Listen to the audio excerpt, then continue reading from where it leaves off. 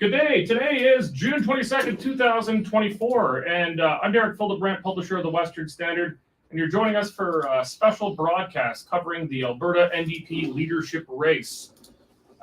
Longtime NDP leader Rachel Notley gave her farewell address to NDP members yesterday as she goes out, and NDP members are set to vote, actually have already been voting on who their next leader will be, and voting is actually already wrapped up. And we're supposed to have those results fairly soon. Technically, this will start around 2 o'clock. We'll see how closely they stick to it. Hopefully they have a bet. This might be one thing that the NDP might be better than Conservatives are at. Conservatives are not very good at sticking to the time on this. But anyway, we've got a great crew for us today. We've got in studio Western Standard opinion editor Nigel Hannaford. Always pleased to come to an NDP convention. And we've also got Western Standard news editor Dave Naylor, who makes appearances on the Corey Morgan show, but not too often with Nigel and I on the pipeline. But today's on the pipeline. No, it's pretty special. I just like to give a shake of the fist to the NDP for allowing us to work on the hottest Saturday of the year. Whew. Great news. Lost your vote, didn't they? Well, we're in studio, but it's kind of strangely hot in here today. It is. I think the building may have actually shut down the air conditioning since it's the weekend. We're probably the only ones in the entire building. So. Yeah. Climate change, climate emergency. It's climate change. Yeah. We've also, on the floor of the NDP leadership convention, we've got Western Standard reporter Sean Polzer, who's going to be coming to us from the floor of the convention with regular updates. And we've got some great guest analysts coming in. We've got Alberta Proud's Lindsay Wilson. We've got former Alberta Justice Minister and Solicitor General Jonathan Dennis. We've got the Alberta Institute's Josh Andrus and some others who are going to provide analysis throughout the day. And we're going to keep it fairly short, pending what the NDP do. If the NDP give us results in a reasonable time, then Then we'll go home. it's Saturday. Yep. As much as I enjoy your company, gentlemen, I'd rather be drinking beer on my deck. Okay, so Dave, we expect the NDP's official event is supposed to start around 2 o'clock. Yeah, the UCP one could be forgiven for going so long because there was 8 or 9 candidates. So there's many more candidates, and while Danielle Smith was the front runner, probably not in as dominant a position as Nenshi is going into today. No, I fully expect this to be a one ballot affair. I think former Calgary Mayor Nenshi is going to sweep to victory. He's sold the most memberships, including thousands and thousands in Calgary alone. So it's going to be his day. It's end day, and it's be interesting to see his speech. He's got some interesting decisions to make. He's already said he's going to sever ties with the federal NDP. So that's going to be interesting to see how that goes with the rest of his colleagues. But hopefully the NDP's got their act together, and we can be out of here by 2:30. What percentage for Nenshi? 68. That much? That's a Polyev level. 68, yes. That's a Polyev level blowout. He's ready to do. All right, let it be All right, known. Dave says 68. I say 63. Nigel 63. What are we wagering, gentlemen? We're going to make it interesting. Oh, scotch. Oh, Scotch. That's more numbers. Well, a case of beer then. All right, a 6-pack. You know the company buys you free beer every Friday. A 6-pack of Bud Light. We can't support that. Day off with pay. All right, I want a 6-pack of Lovenbrow. Okay. All right, I'm going I'm going 60. So everybody's given it a fairly large. Fairly large, but a 68 would be a Polyev level super blowout. And maybe I'm wrong, but I'm not seeing that level of utter crushing. I mean, I think he's going to crush it, and he's going to win and handedly on first ballot. Not that I have a particularly good insight. I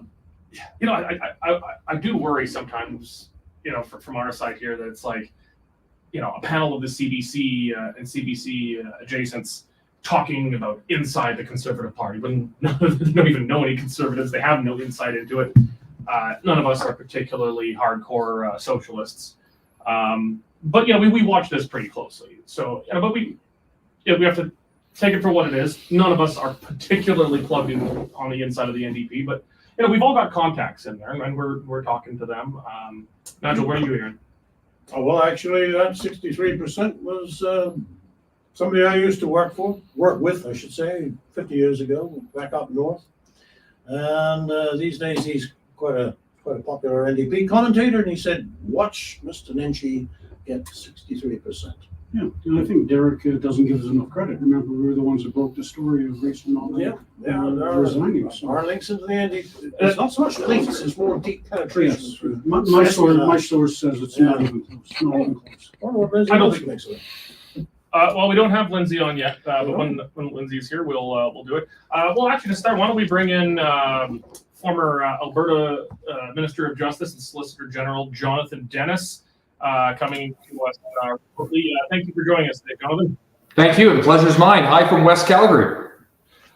So for one socialist union activist to another, what are your projections, your best guess from... Listen, I'm going to go a little bit out on a limb, and I'm going to go to the 70% mark. And I'll tell you why, is that the real surge that we've seen in NDP support in the membership numbers has been from Calgary. And who is the most widely known in Calgary? It's not Kathleen Ganley. It is the head Nenshi, love it or hate it.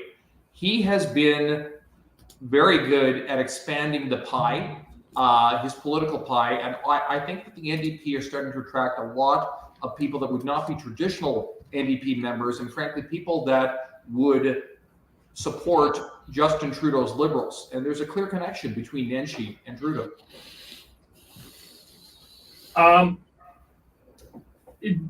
Out of the candidates who are on offer on the ballot today, do you think Nenshi is their best bet for being competitive in the next Alberta election, or do you think they're better off going with someone with deeper roots in the party like Kathleen Ganley or Sarah Hoffman? So if I were an NDP member, and please know that I'm not, and I never have been, I would probably have voted for Hoffman. She shares their core values, but Calgary has been the battleground of the last couple of elections, at least the last one, probably will be again in 2027. So I would think that they're looking for someone that can expand their base, but they may be biting off more than they can chew. When I was cabinet minister, a couple terms before you, Derek, I had some dealings with Mr. Nenshi, and he has a very strong opinion of himself. I would suggest that the biggest problem that he's going to have is playing on a team and managing that caucus. It is a much different kettle of fish to play on a team sport in federal or provincial politics than municipal politics. It is going to be interesting to see how he manages a party that has more people than just one person. So I will tell you that I think that he's going to have significant challenges transitioning. When I was in office, I always found that of municipal politicians, with one exception, that was Rick McGuire. He was able to transition to a team sport very quickly. A lot of municipal politicians have had that problem, and that's largely because we've never had a party system municipally. And that may change with the advent of Bill 20.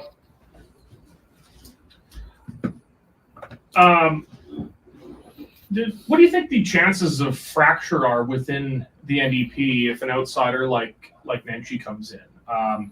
He's got no history really in the party itself. I think he had to get a special exemption to be allowed to run because he didn't have a membership for long enough before. Now, that's not terribly uncommon, especially if a journalist is running. Journalists generally are considered to shouldn't hold a membership. None of us standard hold political party memberships. People or it's not too uncommon that an exception is granted. But he has no real history in the party. He has a history of connection with the federal Liberals, even though he's never been a Liberal MP or elected politician. But he is coming at this as an outsider. And, while I think he is very firmly rooted on the center left, he's not rooted, I think, in the radical left. Although he has, I think, a large measure bought into kind of woke progressivism on a few things. He doesn't have that kind of union and radical green history that a lot of people in the NDP do. Do you think it's going to be difficult for him to manage the further left wing of the NDP when he's successful today? So there's two things that I'm going to flag right away. He has an imminent but may seem minor challenge. Does he run in Lethbridge when Shannon Phillips resigns in a week or so? I would suggest he probably does not. But then he's going to face some criticism. Why are you wasting taxpayers' dollars and having somebody resign? Now, I've been hearing unconfirmed reports. It might be Irfan Sabir. I've heard that he might go to the Senate, which again would cement the Nenshi-Trudeau connection. That being said, that's a small annoyance. That'll be a flash in the pan. You said it quite correctly. The biggest problem that he's going to have is, can he keep this coalition together? There are people in the NDP that have been there for 20, 30 years. Like I'm told Sarah Hoffman was a researcher in the legislature at one point. She's paid her dues to the party. There is a really hard left faction of that party. For example, Gil McGowan was briefly leadership candidate until he couldn't come up with the required deposit. How does he keep this wing at bay while still moving to the center? And we're already seeing the fractures happen. A couple days ago, I believe last night at Notley's retirement, she says we should stay with the federal NDP. And of course she's going to stay that because she grew up, her father was NDP leader many years ago. But Nenshi wants to decouple. And I really think that will be his first test to see if there are any fissures in the NDP. And more importantly, can he keep them together? I'm conservatives in Alberta are notoriously fractious. Jonathan, you were actually serving in the PC caucus and cabinet when the big fracture started opening up between the PCs and Wildrose. But, the left has been constantly divided in Alberta until Notley's win in 2015, which he effectively wiped out the Liberals and then finished them off in 2019. Dave, but I have a feeling the left is willing to put a lot more water in their wine because they're the left in Alberta. They don't have the luxury of having, in 2012, the government and the opposition were both nominally conservative. The PCs were, had guys like Jonathan Dennis that were conservative, but were increasingly becoming a minority, and it was still a non-full leftist party as government. And then you had the Wildrose as opposition. I think between the two, it was 75% of the vote between those two parties. The left does not have the luxury of breaking up into multiple parties and having even a prayer of forming government. Do you think just the sheer weight of their situation, their kind of natural disadvantage, this being Alberta, is this enough to keep them together if Nenshi pulls them into the center? Well, that's going to be Nenshi's job. If you look at the very far left of the left, there's some pretty radical people in there for, they fight for stuff that the majority of Canadians are against, Nigel. And how is he going to bring those people into the fold? Will be the big question, I think. Well, I think that, part of the answer to that is where else are they going to go? It's a little bit like in the conservative side of the thing. You have a socially conservative group of people embedded in a party that sort of represents them, but isn't really interested in pushing their cause. And you're going to have the radicals that you just referred to. I mean, they could break away and form their own little super radical party. Yes, they could do that. But who's going to vote for them? And what's it worth to be intellectually pure when Danielle Smith is going into her second term? That's a dilemma for them. So my sense, remember, I'm not a doctrinaire socialist, so maybe they see things very differently, but my sense is if they have any nous, they're going to stay together, hold their noses, and get as much as they can from the Nenshi coalition, and call that a win. Yeah, and I think maybe too much credit is being given to Nenshi for his ability to get nomination papers or to sell nominations in Calgary. When you remember, when he left after a decade in office, he was not very popular. And I think he left because he knew he wasn't going to win the next election. So it was nothing but soaring property tax prices, soaring business taxes, and his dream was for Calgary to host the Olympics, and that was rejected in a referendum. Yes. So he doesn't. 10 years ago he couldn't do no wrong, but people in Calgary have some long memories. Jonathan, last question for you for now. I guess in a similar vein here, Nenshi had, as mayor, had a very difficult time trying to manage city council. Now, I think city councils are probably more difficult to manage than a caucus because they're not a team. They're individuals acting more as a quasi-political board of directors. But he had a very difficult time trying to corral council. And politics, as you know, is very much a team sport. But there is an incentive to stick together because you lose your job if you don't, generally. How difficult a time do you think Nenshi would have with caucus management? So first off, I think you're entirely right. And in Canada these days, the local candidate really doesn't matter much at all. I'd say less than 5 points. It's the demographic of the riding, the leader, and the party.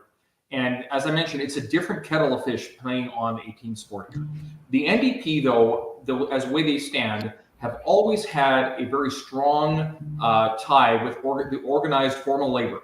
The Alberta Federation of Labor has actual seats on the NDP's board of directors. So I'm going to tell you that if he's trying to move to the so-called center, he's going to have increasingly a problem managing the people on the left. And it'll be interesting to see, like we've already seen Shannon Phillips step down.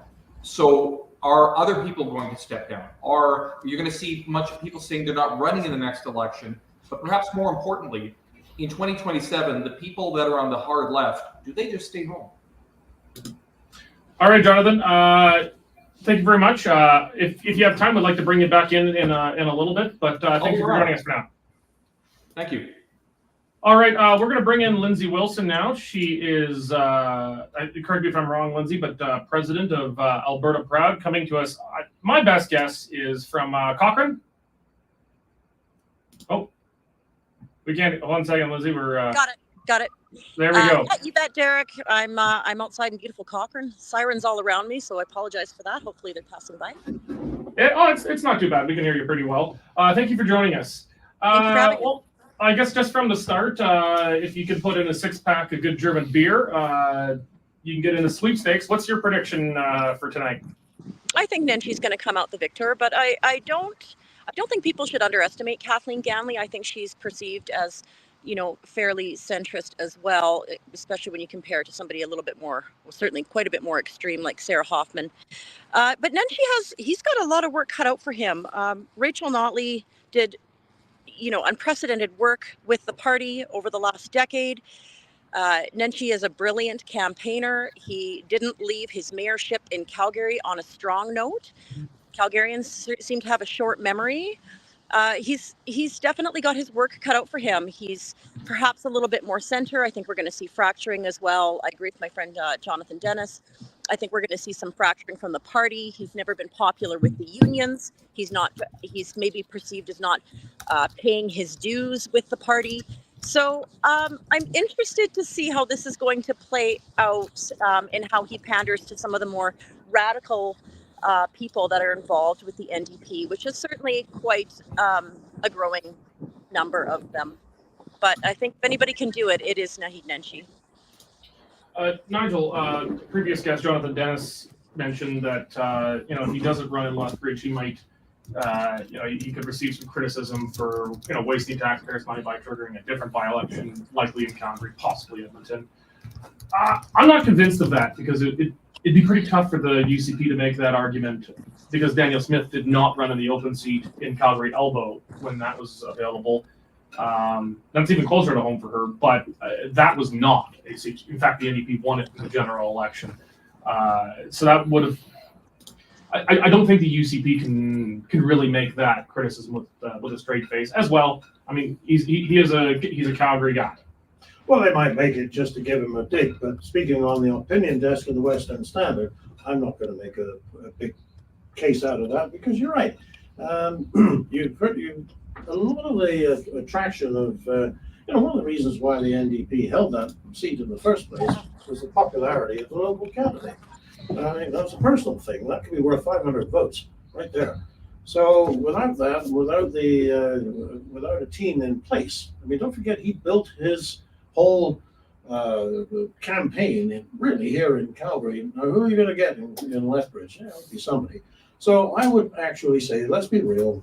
We know very well that if you're elected as the party leader and you don't hold a seat, you're going to ask somebody with a safe one to step down. Anybody would do the same. I have other bones to pick with Mr. Nenshi, but that's not one of them. Yeah. All right.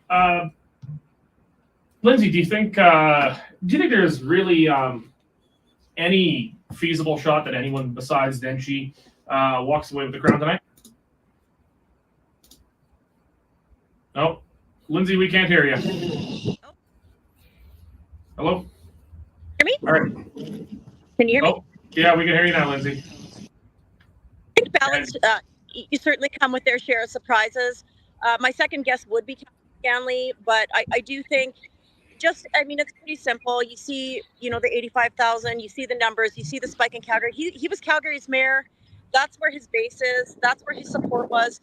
I attended that debate and the color and the energy in that room. I think that was about a month and change ago. That was wild. That was all love for him. So I'm not really seeing how he can't come out of this. But again, ranked ballots can be surprising. All right. Well, we're 7 minutes over. Their event actually should have started 7 minutes ago.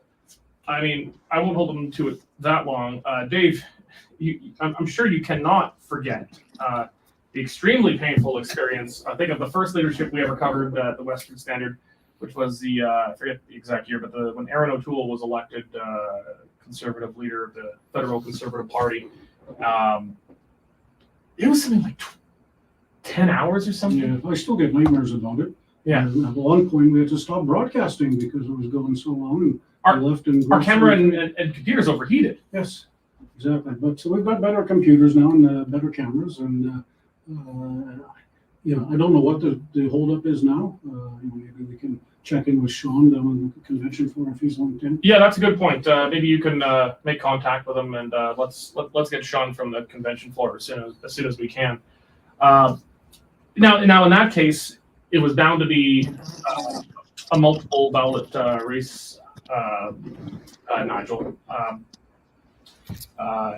And the Conservatives actually already had all the results in, but they delayed it between releasing the results of each ballot just to drag out the media cycle and give them as much free media airtime as possible.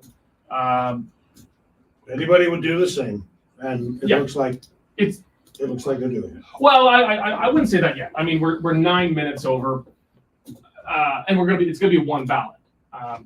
Now, how long are they gonna try and stretch this out? I don't know. I'm not gonna judge them yet because this is the first Alberta NDP leadership race that anyone has ever paid attention to. There's just never been a reason to pay attention to them because the last time the NDP selected a leader, 2014, that selected Rachel Notley, it was a few thousand people. I don't recall off the top of my mind, but it was not more than 4 digits. It was a very small number of people, union activists, hardcore NDP members. The NDP had only 4 seats in the Alberta legislature at the time when Brian Mason was being replaced. It was only a step up. It was not a fringe party, but it was a very, very minor party. How do you think the sunshine that the NDP is getting now, with anyone caring about the election of an NDP leader, how do you think that's going to affect the party itself? Well, nothing succeeds like excess, so I'm sure that the fanfare for Mr. Nenshi is going to yield dividends. But I think one of the things that's happened since 2014 is that you've got a lot of people moved into Calgary who weren't necessarily hardcore, prairie conservatives. They came from BC, they came from Ontario, they came from Newfoundland in droves. The Newfies I find are the most hardcore conservatives you can find. When I was in politics, if I saw a Newfie flag outside of a house, I knew they were voting Wild Rose. But they're all mostly up in Fort McMurray, So I don't know whether Mr. Nenshi campaigned up there. Probably not.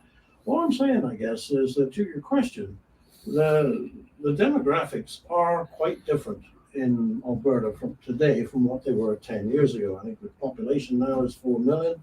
10 years ago, it was probably 2.5. And so, an extra 1.5 million people without that tradition of that came out of the immigration of the Americans in the 1960s and the 1930s, very different looking crowd. So, it's starting to look a lot more cosmopolitan, and Mr. Nenshi is going to trade on that. I think the other thing we need to remember at the moment is the UCP has kept their powder dry. But you know darn well that they've had sort of their own version of the war room going, getting all the dirt that they can on Nenshi's time when he was mayor of Calgary. And they'll give them a bit of a honeymoon phase, likely Sunday, and then they'll start their attack ads on Monday, and people will see the other side.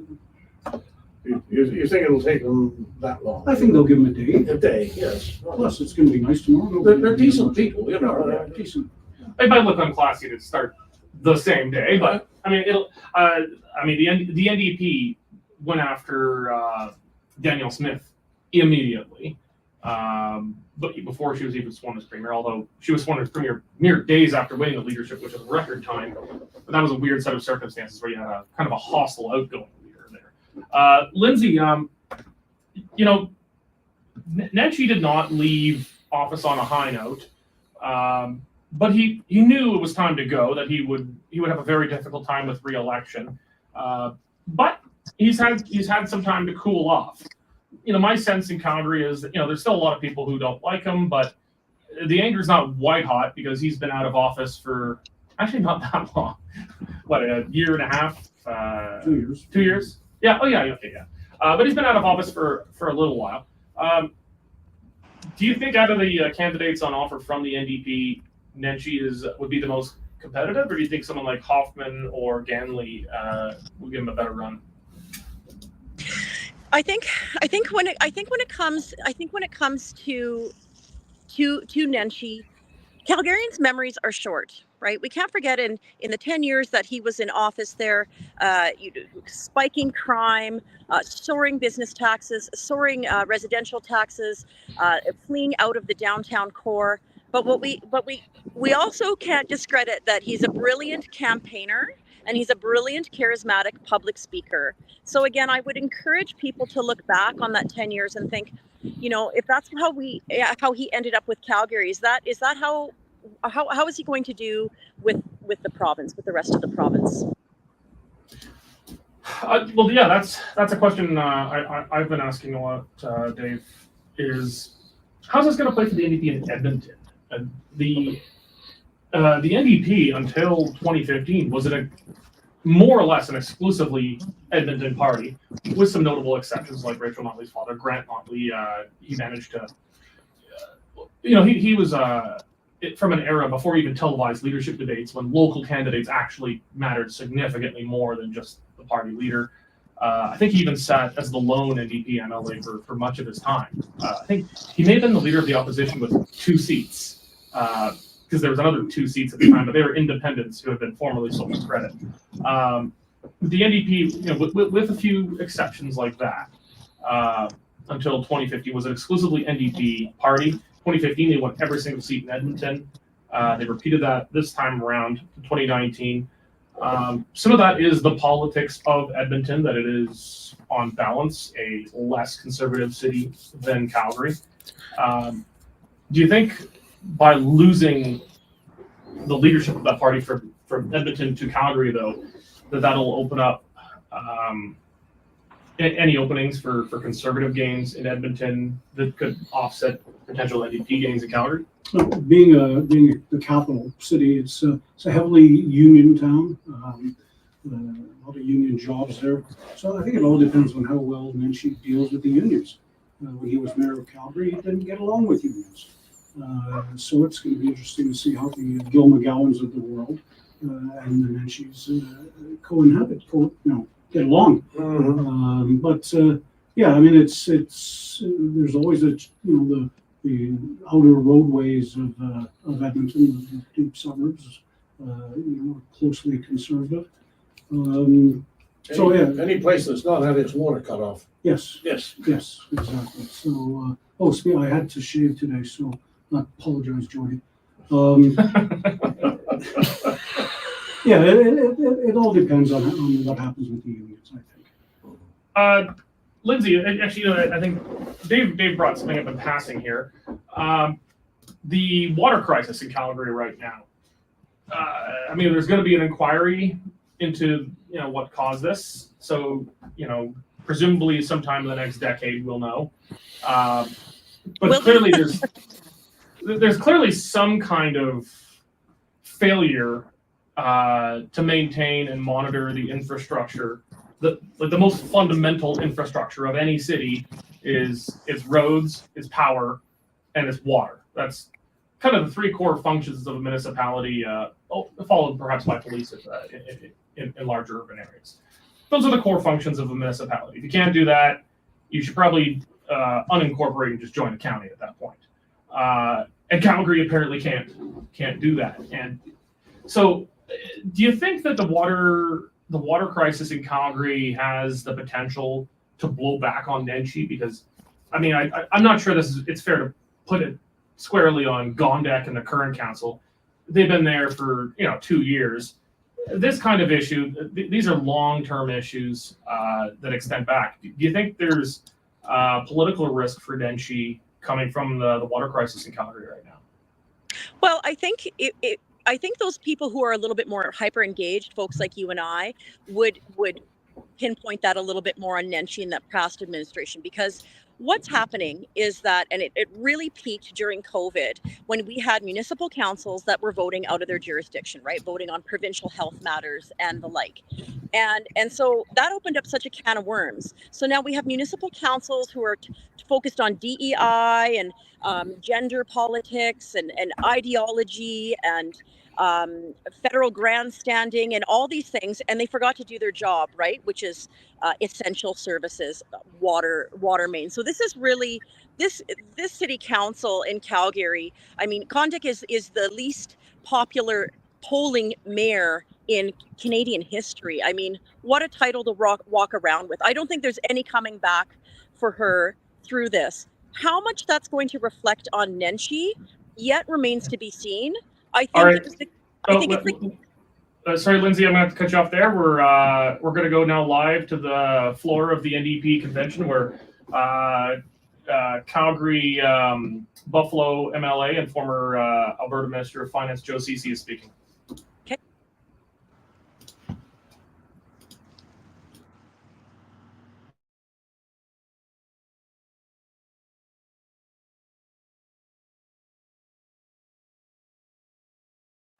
When Rachel asked me to run for MLA way back in 2015, I had already decided that I wanted to run. I didn't know anyone much in the NDP, and I considered that I might run as an independent. Rachel said, "Good luck with that, Joe." She convinced me that I should run as an NDP. The second smartest political decision I've ever made. The first was to get my wife involved as my campaign manager back in 2015. No, oh God, it was 1995. 1995. Rachel got me involved in 2015. Working with Rachel was challenging and exciting. As the premier, her and I was finance minister, her and I would always find it difficult to make time to meet. So we'd try and get lunches together, and that can only take you so far because you have to organize her security and all these sort of people. Anyway, we had a better idea. That's when we joined each other on morning runs in Edmonton and when she was down in Calgary. And every morning she would discuss decisions and we would talk about decisions we wanted to make together. And then she would give me my running or walking papers. As premier, she was committed to her values. She supported the vulnerable. She lifted up women and children with her policies, no matter how difficult. She stiffened all of our backs at the cabinet table and made us do things that were in the best interests of Albertans throughout this province.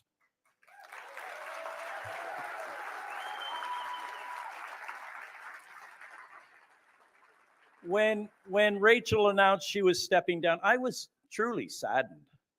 I was hoping for some sort of Hail Mary, that fantastical way of thinking that puts you back in government and at the cabinet table. I knew it was an extremely hard decision for Rachel. Rachel, I wish you all the best on wherever your journey takes you. Oh, there you are.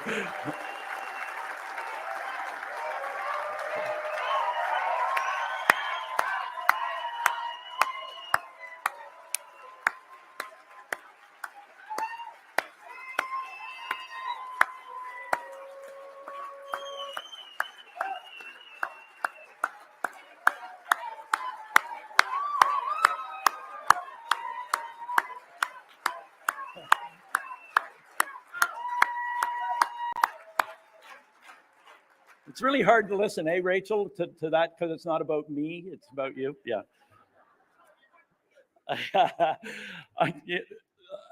As we move on, I'm really excited to work with a new leader, whoever is elected today. The candidates have worked so very hard, and I know our caucus will be behind the leader 100%, whoever is chosen. Before we begin today's program, first I'd like to introduce Elder Alice to the stage, who will bring us greetings from Treaty 7 territory, where we stand today. Elder Alice.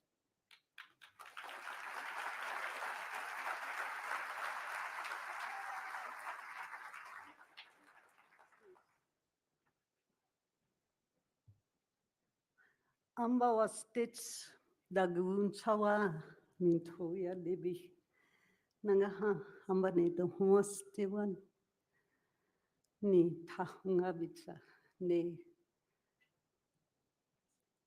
yotabi tangane yahnahnia biktene hitsin isnis hitsiabits nangaha ambane hitsin hamun sasta hingitabine dukten ingitsubitas nanga woindu case incubitas ingie incubitas man ne waka tawogaribi utakubita wat hitseahna isnies pats ne winsispay hibine tin yeska we are himansawat yeska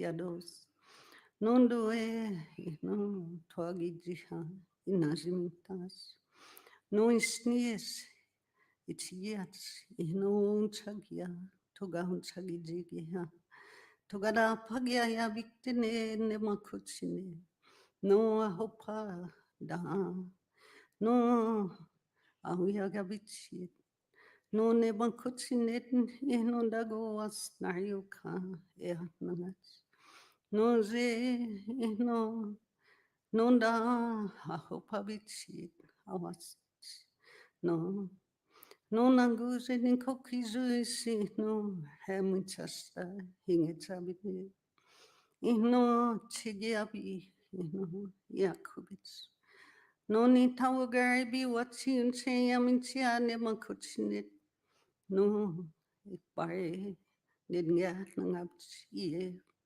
no si nabitsi no ne wo induke kubits usina dokin ne unterhange no yabine no daigi chebitsi chiginats no isnies ichiats no paktusane no ne wo indukene nikubits usinam ichiats snies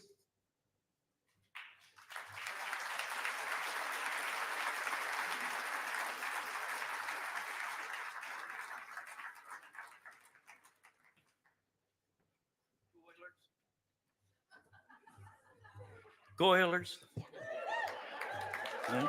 Elder. Thank you, Elder Ellis.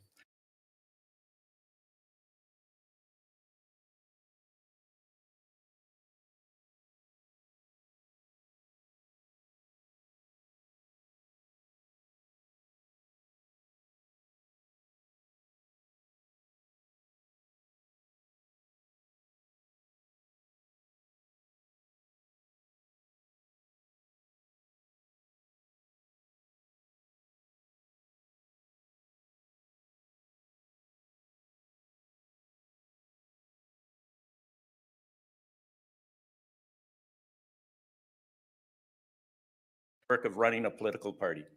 Garrett, can you come forward and say a few words?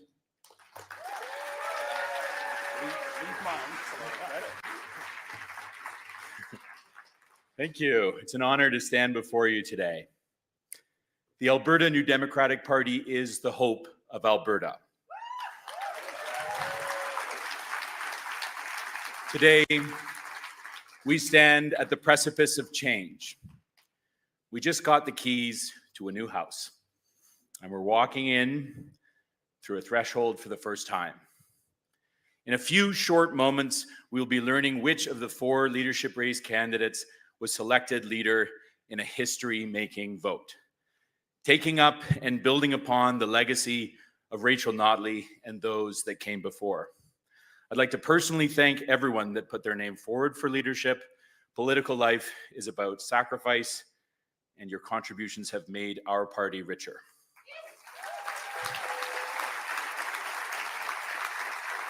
And I would like to recognize the small but mighty team at the party office. Your commitment to our cause is clear with every late night, every weekend entering data, and every answered phone call. We appreciate you so much. Thank you. You know, as a member of this party, since I first walked into Ray Martin's federal NDP campaign office in 2011, I'm mindful today of what came before. I'm mindful of what we celebrated last night at the Rachel Notley Legacy Gala. If you were able to make it last night, you know there were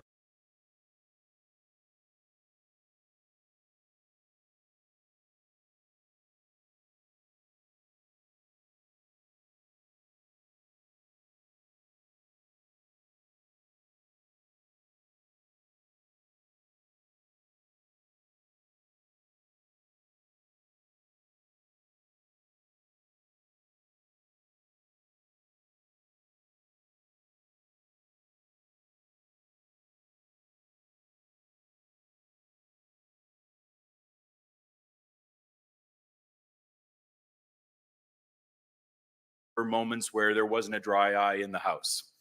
But make life better for every single Albertan.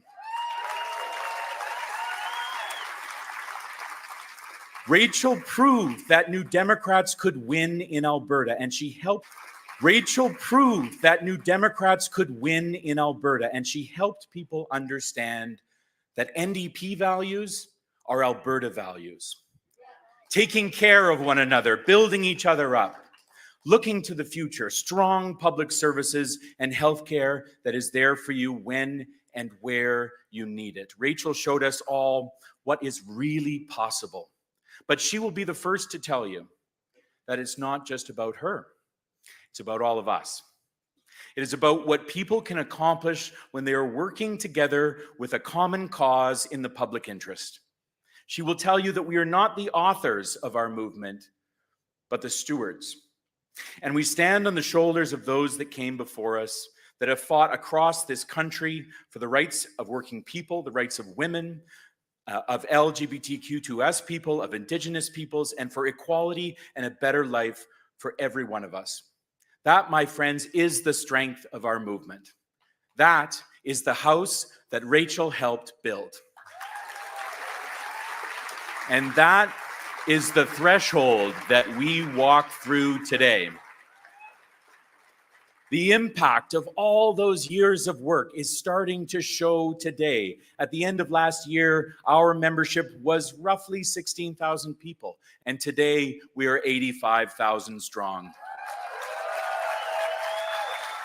But my friends, look at what we accomplished in the last 10 years with the members that we had, and imagine the potential for what we can do as the largest provincial political party in Canada today.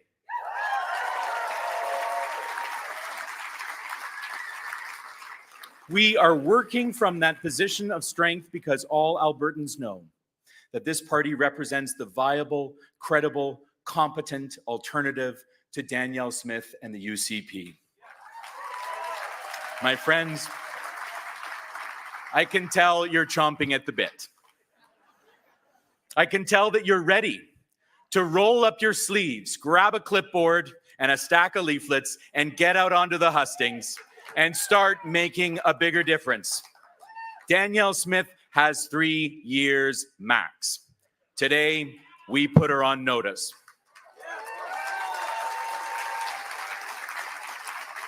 This has been a long race. We're all tired. Remember when some of you wanted this to go to September? Well, when we leave this room, we're one team. We're united.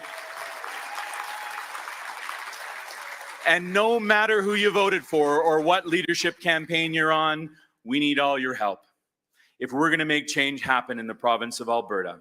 So take a moment to think about the candidate you're going to help and the constituency association you're going to join, and hold fast to that optimism and hope that we all feel today. Thank you. And again, it's an honor that you're with us today to be part of this historic moment. Thank you.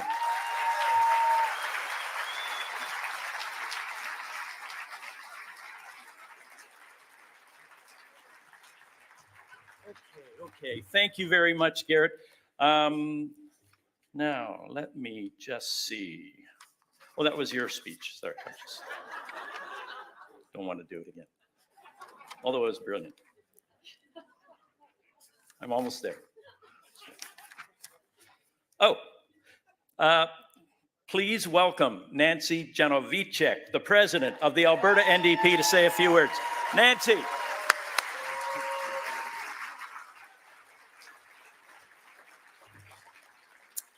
Hello, fellow New Democrats. I know that we're all excited to welcome our new leader, so I'm not going to take up too much of your time. We're here to look forward and imagine our future, but these periods of transition are also times for reflection. And I want to reflect on 2015 when I walked into the campaign office of Joe Cece's office to see what I could do to help out. What I also remember was the growing excitement of that campaign under Rachel's leadership. My partner and I were back on our way to the office. Well, we're watching speech there. Let's just keep the NDP up on the side of the screen. We're watching a statement from the president of the Alberta New Democratic Party right now. They're kind of just going through. Can't blame them, Nigel, but they're milking the news cycle a little bit. They've got the attention. They're going to use it, and I think because they know it's very unlikely to be a bunch of multiple ballots keeping the attention on them for very long. That yeah, so they're filling out with this stuff. I think they have the longest land acknowledgement I think I've ever seen. Yeah, well, I guess there's a lot of land. You know, the remark that struck me at the time I mentioned it to you was the preceding speaker thinking about being on the precipice of change. The landscape of provincial Well, politics. what it's In like to be on government the and in precipice. opposition, It's like we have given you Albertans a either good pull back choice. or And you moving drop forward, over the Yeah, edge. it's normally used as a warning term. Like, we're on the precipice of disaster. Yeah, I mean, choice that is maybe Alberta committed to is on protecting precipice workers' of change rights. with this And as law. we have since our founding days, It we was an will odd work metaphor with used. labor to ensure No, I just want to organize check and with demand good James here, make wages, sure safe workplaces, and job we're monitoring security. what the NDP president is saying, making sure we don't actually miss the announcements here. You're watching that? Okay, very good. We will Well, defend while we've got her public here, services instead of gutting them and attacking the hard-working yeah, let's bring in provide Lindsay these Wilson, essential services. president of Every Alberta Albertan Proud, has the coming right to to us from healthcare, beautiful education, Cochrane, Alberta. housing, and food security. Uh, And we will keep Lindsay, working hard to make sure that if every Albertan things has go as I these think we all basic expect it rights. to today, and And former red Calgary Mayor roses, Nenshi red wins, roses. what do you think the Equity first is the 48 core hours of his value leadership of our looks like? party. Our party has led the Oh, way I don't think they're going to waste any time on attacking Premier Smith and the UCP. I really want to emphasize to everybody who's listening to this right now, if you're concerned about this next chapter in the NDP and you're concerned and you feel that this is going to be a viable threat in the next election, which I assure you it will, I encourage people to focus on one word only, which is unity. Conservatives need to stay united. The left has always done it. They wrote the playbook on it. We need to take a page out of their playbook. We as in the broader spectrum of conservatives. And if you believe in keeping a government at the provincial helm who's going to take on the NDP Liberal federal coalition, who's going to stand up to these eco-radical regulations in our face, the newest one, C-59 that's come forward, we need to take this seriously and we need to be united. All right, although the question was about the first 48 hours of not Nenshi. I think the gloves are going to come off really quickly, and I think we're going to see who's going to be staying with the NDP party and which MLAs are going to deflect, really depending on how this leadership race turns out. Nenshi, I think we're going to see some of the extreme left. We'll see how they're going to go. I think the left is pretty good at staying united, though. So I think, despite a lot of people maybe that wouldn't be happy with a Nenshi outcome, I think that they will be able to, I guess, quote, suck it up and move forward with chemical leadership. It's my pleasure now to invite Amanda. Oh, all right. Freestad. Let's just go back to the NDP stage for a moment. Our chief returning officer to the stage for perhaps, the official knock on wood, results this could bring us of the closer to Alberta actually NDP race. Amanda.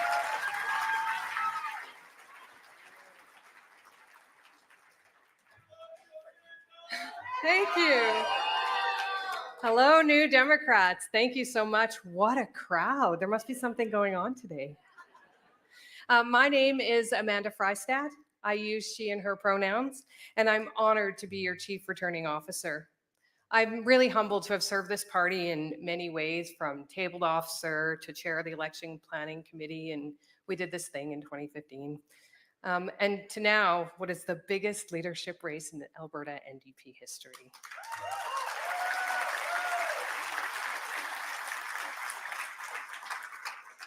When Rachel Notley announced on January 16th she was stepping down as leader, that decision set into motion this leadership race.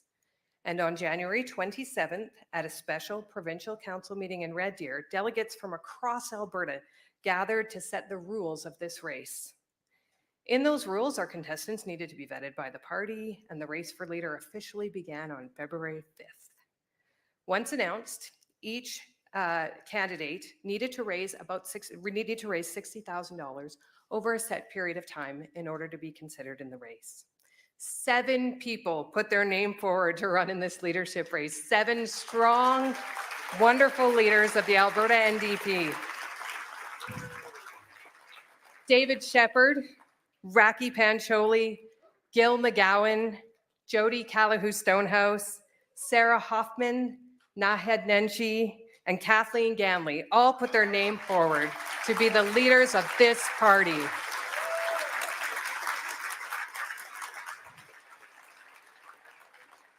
Four of those candidates remained on the ballot today.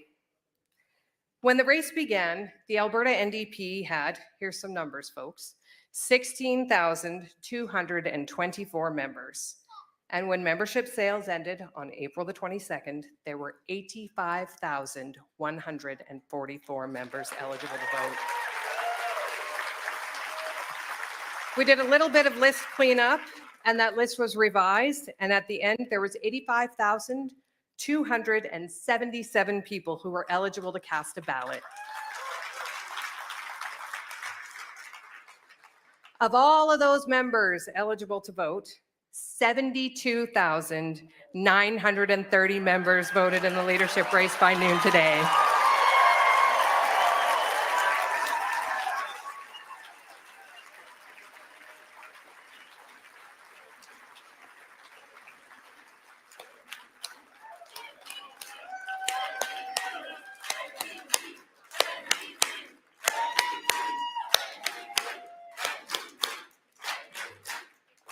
Folks, that is 85.6% of the membership.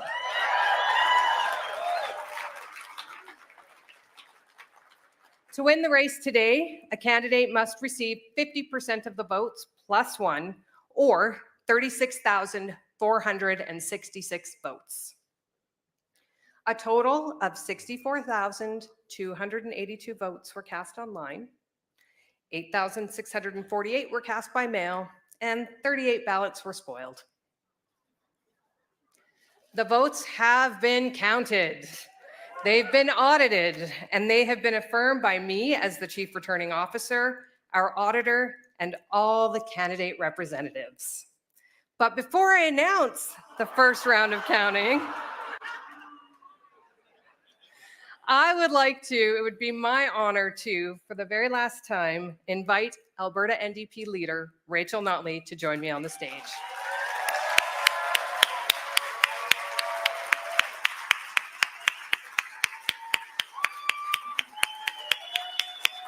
Oh, I'm gonna cry. I'm gonna cry. You did such a good job. You did such a good job.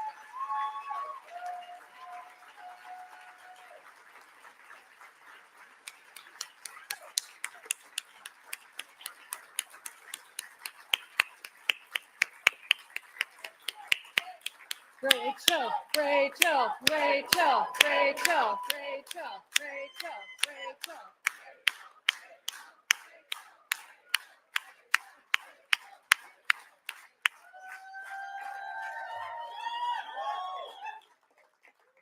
Okay, you might as well stay on your feet. So, and the results are: votes for Jody Calahoo Stonehouse, 1,222 votes.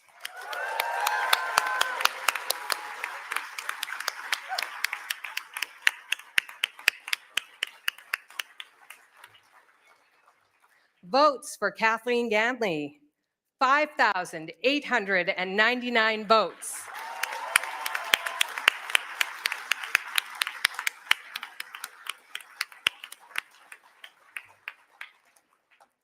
For Sarah Hoffman, 3,063 votes.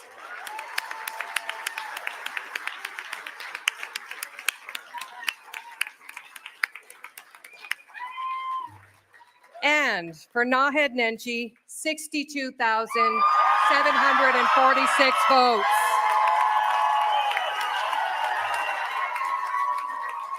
Please join me in welcoming the new leader of the Alberta NDP, Naheed Nenshi.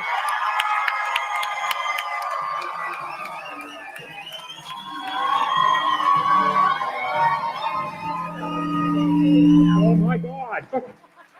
I want the picture.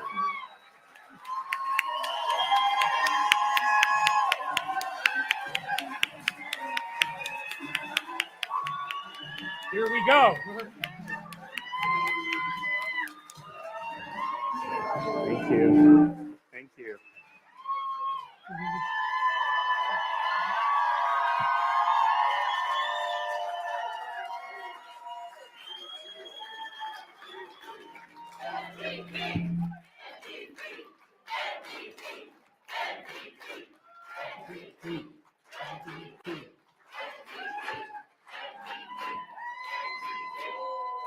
All right, folks, you're going to want to sit down because I got a lot to say.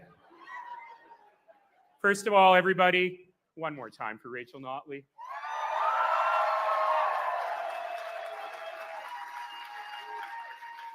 We'll have more to say about that once-in-a-lifetime leader in a few moments here.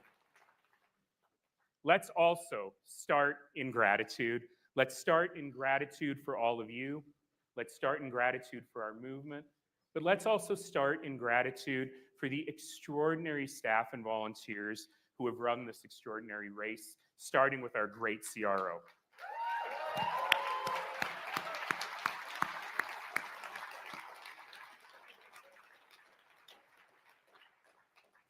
Tansi, Uju, Amba Wastich, Dada Nastada, Oki Nitsukwa, Nitsuanok Abesto Chispistus, Cize Etia.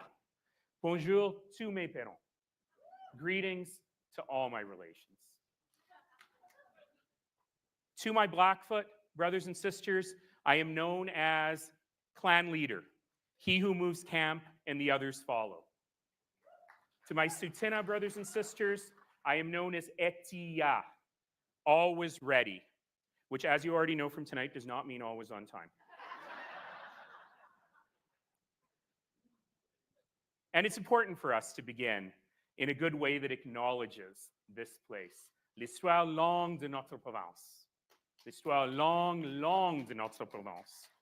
And over the last 4 months, I have been able to spend time with people in every corner of this great place, from high level to high prairie to high river, from Fort McKay and Fort Chip to Fort McMurray to Fort McLeod, from Jasper to Lloydminster, in Calgary, in Edmonton, in Lethbridge, in Medicine Hat, and Grand Prairie. And we've talked about this province, about this place that we call home. And people have been calling this place home for countless generations. Since time immemorial, people have come here, drawn by the land, by the water, by the sky. They've come to every part of this province to hunt and to fish and to trade,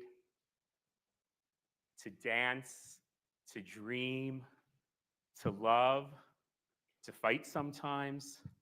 Sounds like an NDP caucus meeting minus the dance, dream, and love parts, but ultimately to engage in that very real act of building community. And today, we start the beginning of a new chapter in building that community, in building this home.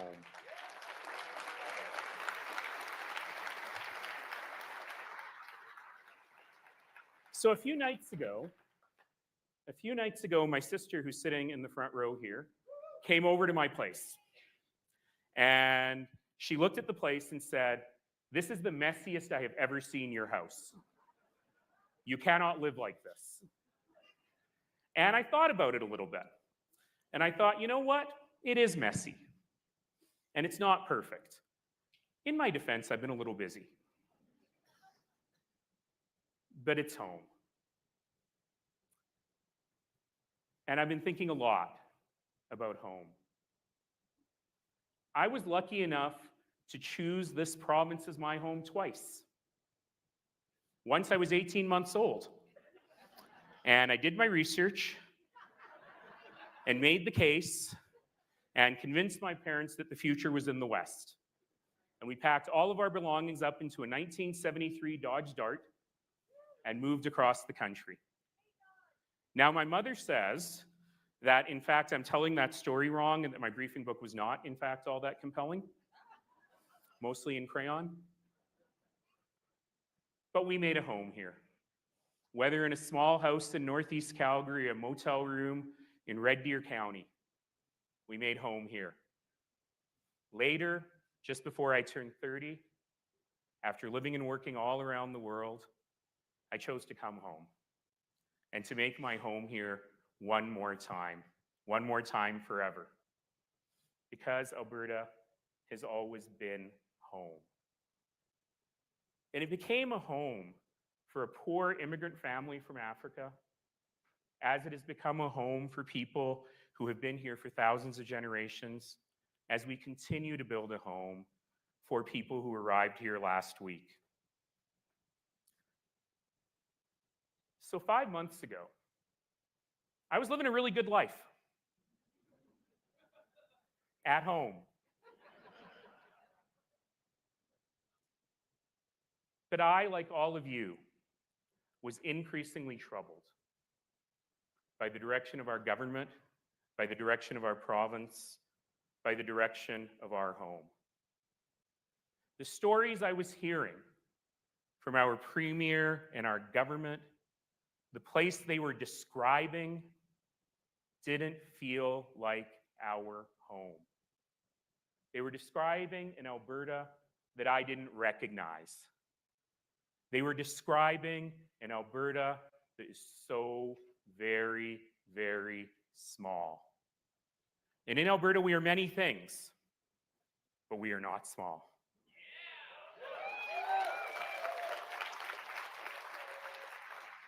They were describing an Alberta where everyone is against us, an Alberta where we need to fight outsiders all the time, an Alberta where we should be scared of change instead of embracing and leading the future.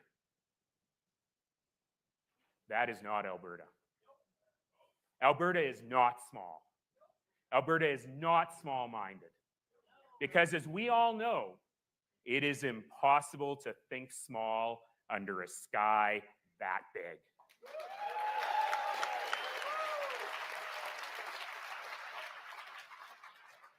But Danielle Smith and the UCP want us to be small. They want us to be small because they think small. They see Alberta as a fortress to be defended. But what Alberta has always been is a wide open door with a welcome mat, inviting the best people and the best ideas from every corner of this broken earth to live a great Alberta life right here.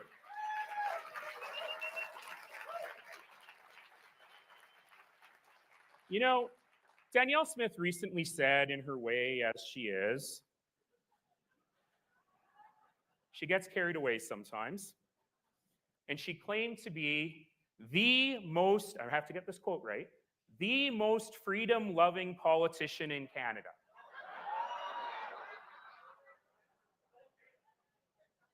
But friends, she hasn't done a blessed thing to protect anybody's freedoms. In fact, what she does is she systematically takes them away. Taking away the freedom for doctors, parents, and kids to choose the best medical treatment for themselves. Taking away the freedom of landowners to decide what to build on their lands. Taking away the freedom of citizens to choose local representatives to reflect local views. Taking away the freedom of regulators to do their jobs without political interference and appointing cronies and lobbyists. She's taking away the freedom to disagree with the Premier on anything. And she's taking away the freedom for teachers and doctors and nurses to do their jobs without fear, to do their jobs with hope, and to do their jobs with adequate funding. She's taking away the freedom for the brilliant researchers of Alberta to do any kind of research that might make her uncomfortable. So I think she misspoke. I think when she said she's the most freedom-loving politician in Canada, she meant to say she's the most power-loving politician in Canada.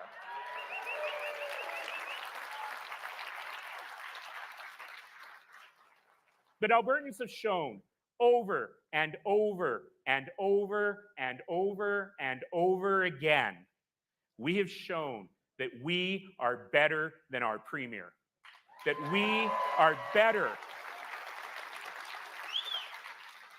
than her government. And this extraordinary movement that we've created together is an example of what is possible when you stop thinking small and you start dreaming big.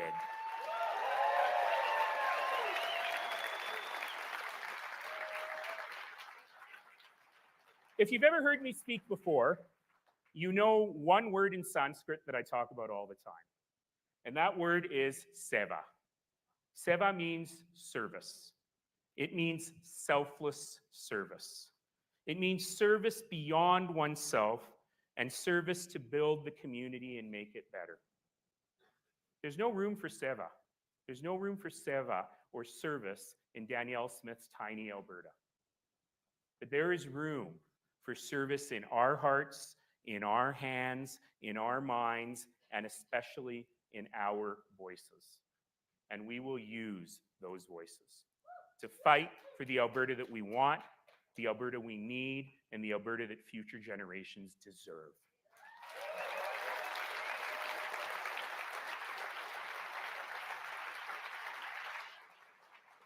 So you've heard that number many times today, 85,000 members.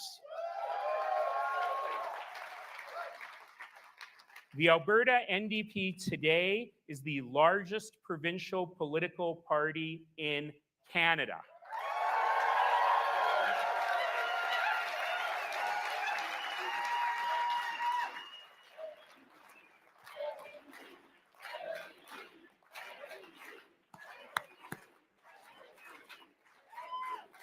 Now, I'm going to be self-indulgent for 1 second, though. Just one. Just before I got on stage, I was told that that number that you heard is, in fact, the largest number of votes for any provincial party leader in Canadian history.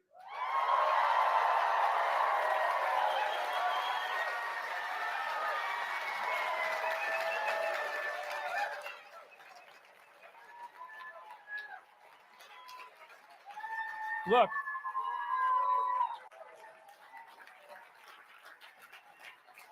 you're not cheering for me. I have no preconceptions. I know that's not about this handsome face. But what I know that's about is the need for every one of us to make a statement about our movement. The other important number that I want to share with you is the number you heard right at the end, and I think it might have slipped by because you were getting a lot of numbers when Amanda was saying it. Did you hear what the voter turnout number was in this election? So let me tell you something. Most leadership races, for example, the recent Ontario Liberal leadership race got about 30%. Our friends across the aisle in their leadership got between 50 and 60%. No one has ever heard of an 85% voter turnout in a leadership race before. And what that means is that all of you and all the people watching online and all of our friends and neighbors who took out a membership are here to stay. We are here to stay, and we're here to continue building this movement together forever. So what does that look like? What do we do now with this movement? Well, first of all, I've been given permission that tomorrow I can take a half day off. So tomorrow evening, the work starts again. We'll also take a break on Monday night for a hockey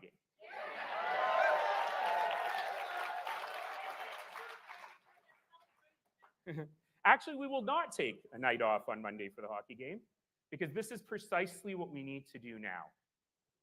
At one of the recent events, I think it was at the Calgary debate, a young man came up to me and he said something I hear every day: I've never joined a political party before.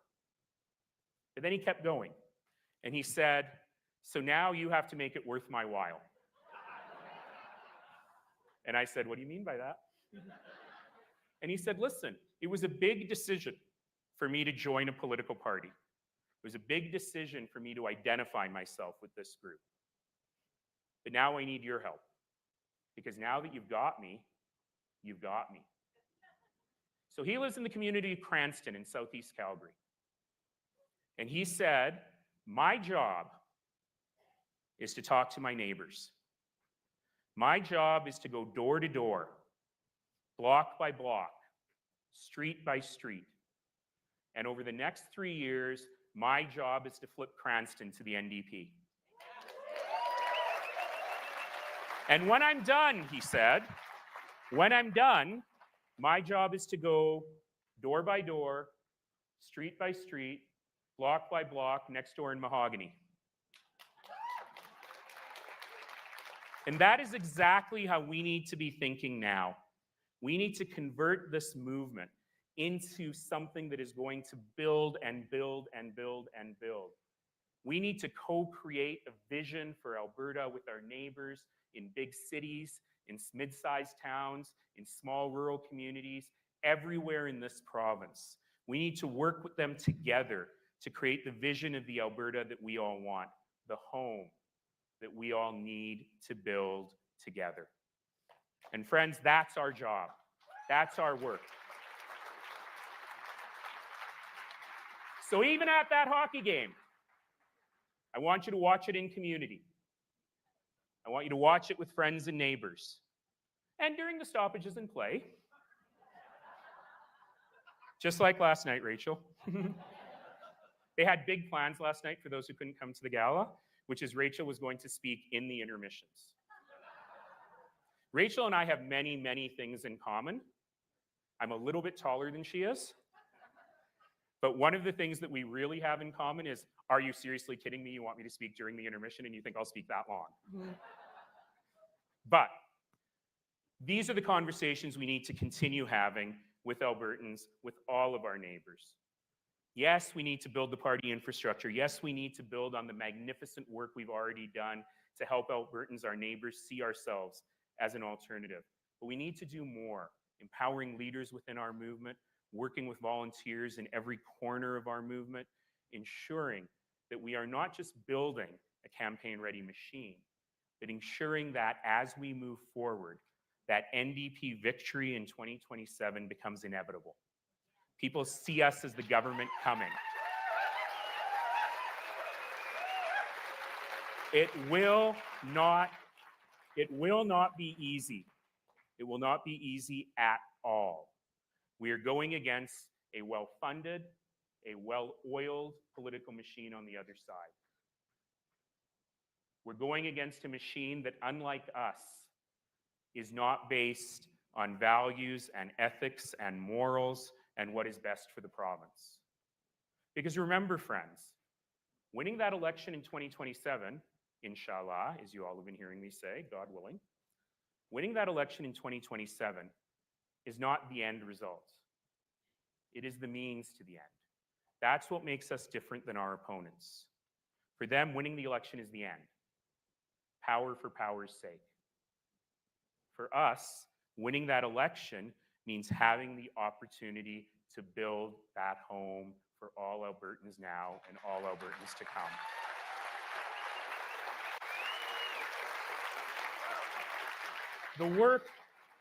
The work, friends, is only beginning. It's only beginning. And I know this sounds hard. And guess what? It's going to be hard. But I want you to know something else. That in the struggle, in the service, together we will find extraordinary joy. Because we're going to be together. We're going to be together with like-minded people. We will find joy in the struggle. We will find joy and fun and happiness in the work that we're doing. But the real joy comes with knowing we are on the side of building that better home for everyone. And I tell you, friends, the work that we are about to go through together is going to make victory in 2027 so much sweeter.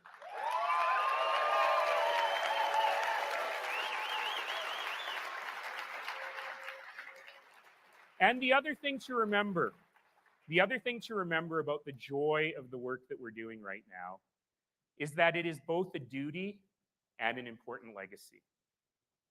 Because as we continue to build this movement, we do so in the names of those who started this movement.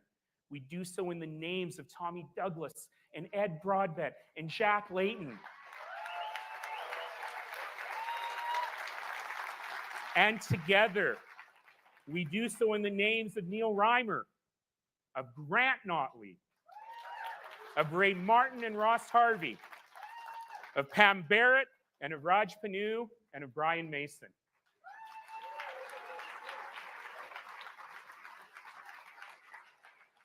And we do so building on a home that all of you have worked so hard in building, that none of you would begrudge, understanding that the architect, the craftsperson, the master builder of that home was a once-in-a-lifetime politician that we are so grateful to have had as our leader, Rachel Notley.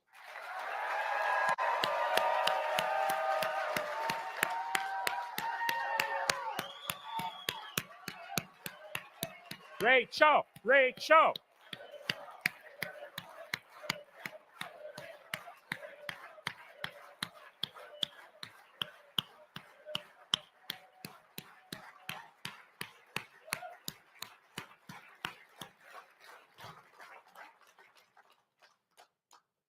Thank you, Rachel. Thank you for everything. So we've talked a lot en famille. We've talked a lot in the family in this room today. But I want to talk to some people who aren't in this room. And I want to say to all of our Albertan neighbors, all of our Albertan friends, you have a home here. And let me tell you my story. I've been out on the sidelines for a while. I have been out living a good life. You know, in Hamilton, they say you want to be in the room where it happens. I was perfectly happy being in the room adjacent to where it happens. But like all of you, I was increasingly troubled by this indulgent provincial government, but also being told by so many people, the stakes are too high right now. This is no time for bystanders. Every single one of us is called upon to do every single thing we can do to build this home. So I don't have a lot of skills. There's not a lot of things I'm good at. Do not ask me to help you fix your car or patch your drywall. Bad things will happen. But so many people said to me, as they've said to all of you, as you have all said to so many folks, and I'm now talking to the people not in the room today, let's all dream bigger. Let's dream of a better Alberta for everyone. And for me, I was wondering what that meant. Do I do more political commentary? Do I help out others who want to run for office? Because you know me, still wearing the purple. The purple is an invitation. It's an invitation to people to say, set aside who you think you are, and let's define ourselves by our common humanity. And I thought to myself, well, I got no political home. But then I talked to so many of you, to members of this party in every corner of this province, and I realized I do have a political home. My political home is here, in the Alberta NDP.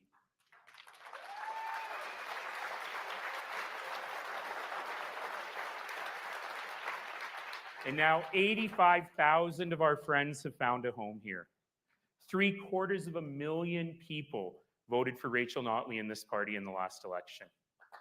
So we have built that home. And our job and our challenge is to ensure that all Albertans see their home in this party. But you know what?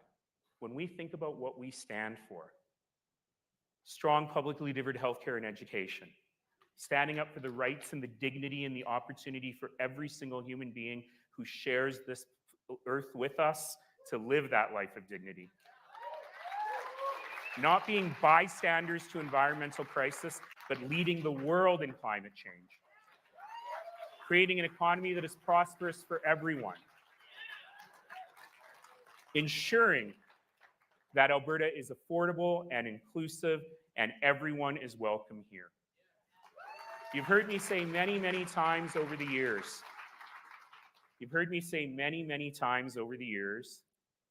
that the promise of this place is a simple promise made under that giant blue sky. It is a promise that regardless of what you look like, regardless of where you come from, regardless of how you worship, regardless of whom you love, regardless of your level of ability, regardless of how much money is in your pocket, you belong here. You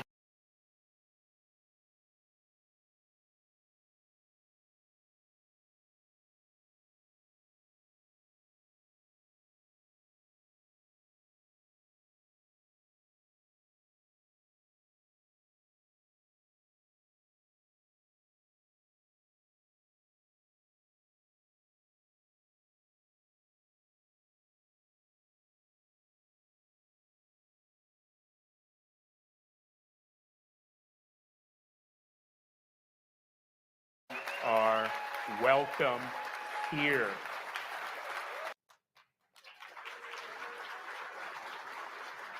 So we started today in gratitude, and I'd like to wrap up this part of the day We started today in gratitude, and I'd like to wrap up this part of the day in gratitude as well.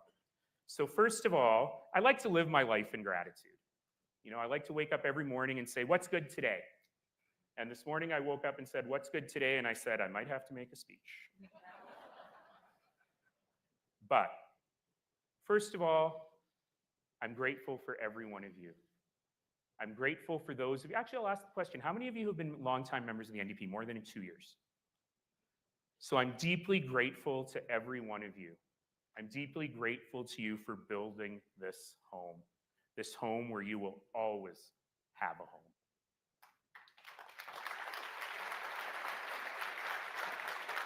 For those of you who took the risk, and put down your $10 and like me said, oh boy, it's time to identify, and Rachel said last night something that I wish she had warned me about 4.5 months ago. Once the NDP gets their fingers in you, they never let go. So, welcome. Welcome to your new political home.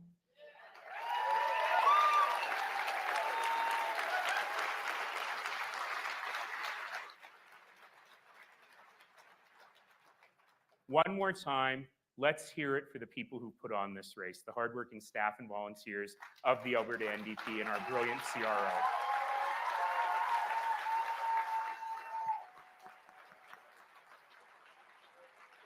But now I'm going to invite some people on stage that I'm deeply grateful for. So let's begin with these extraordinary women who I've been able to learn so much from and be inspired by and wowed every single day on this campaign trail. Let's say thank you to Gil McGowan, who could not be with us today, for his extraordinary contribution. And if they could please join me on stage, ladies and gentlemen, Sarah Hoffman,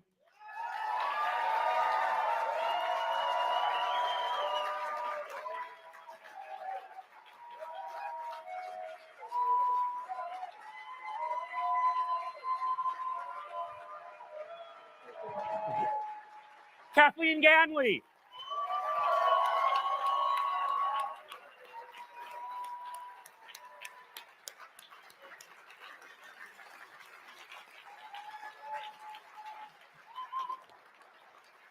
Jody Callahoo Stonehouse,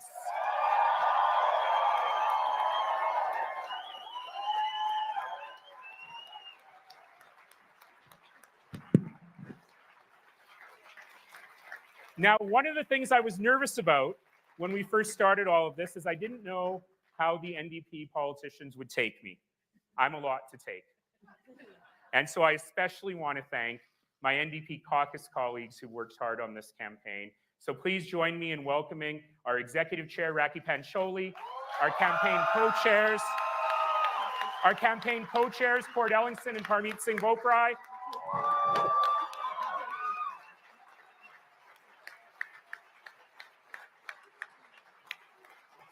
Parmeet Singh Boprai, of course, being my MLA, so he had no choice in the matter. And the rest of our group text, the Team Nenshi endorsers. Come on up.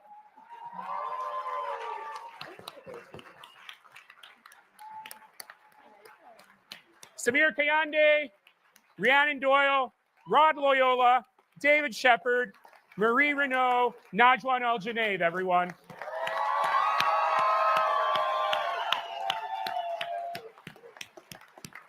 Folks, last year you elected the largest opposition in Alberta history. Let's bring them on up. Your NDP MLAs, everybody.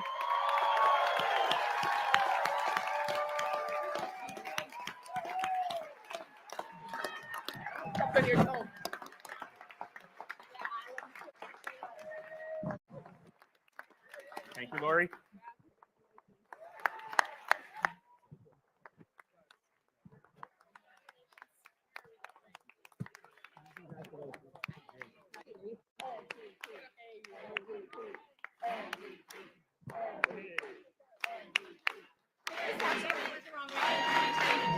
Oh, good. Hey.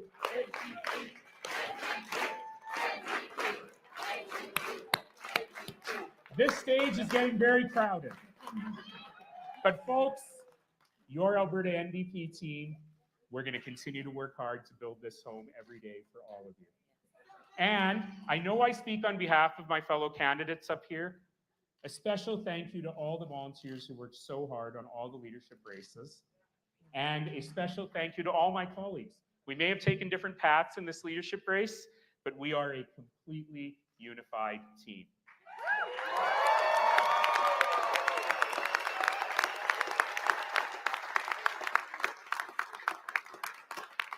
But it's not just about politicians, friends.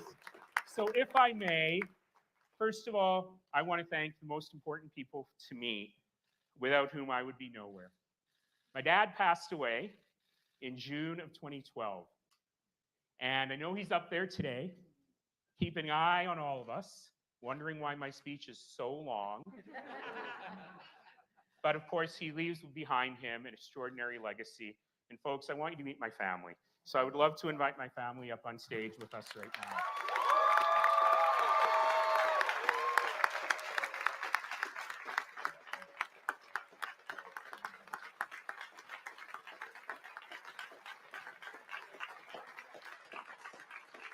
My mother, Nurja. My sister, Shaheen, who promises to stay off social media from now on. My brother-in-law, Elnur. And my amazing nieces, Asha and Sophia.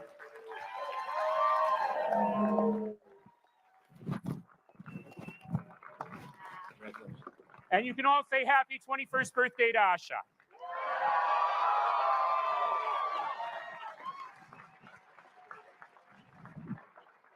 I need to tell you something political now.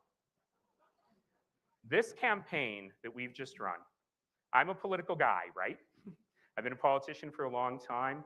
I have been studying politics my whole life.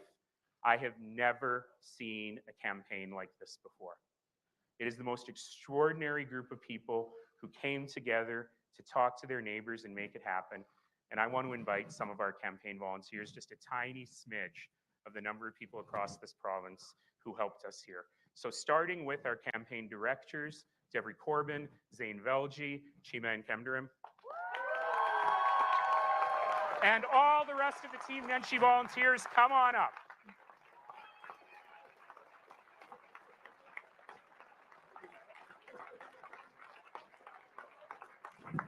Now we're going to see how many of them we can fit on stage. So Team Nenshi volunteers, come join us.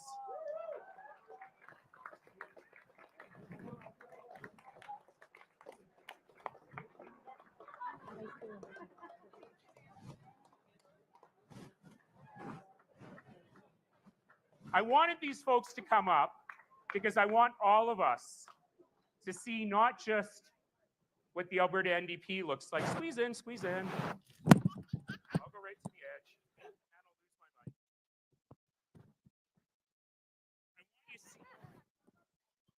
I want you to see not just what our party looks like, not just what our home looks like, but what Alberta looks like.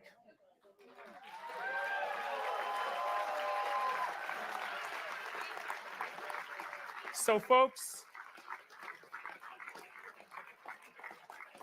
let's finish off today by remembering those immortal words of Dr. King, of Dr. Martin Luther King Jr., when he said, "Now, let us begin." Now, let us rededicate ourselves. Now, let us rededicate ourselves to the long and bitter but beautiful struggle for a new world. This is the calling of the children of God, and our brothers and sisters await eagerly our response. So folks, we have a response for them. And that response is that we will work hard for this Alberta, that we will work hard under this endless sky for those big dreams, that we will work hard so that every single person who's lucky enough to share this land has that life of dignity. Folks, this is what we're going to do. for Alberta, for all of us, for our home. Thank you all.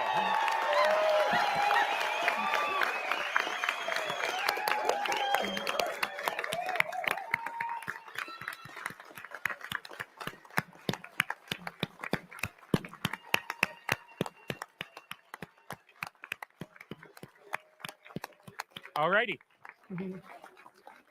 Love you.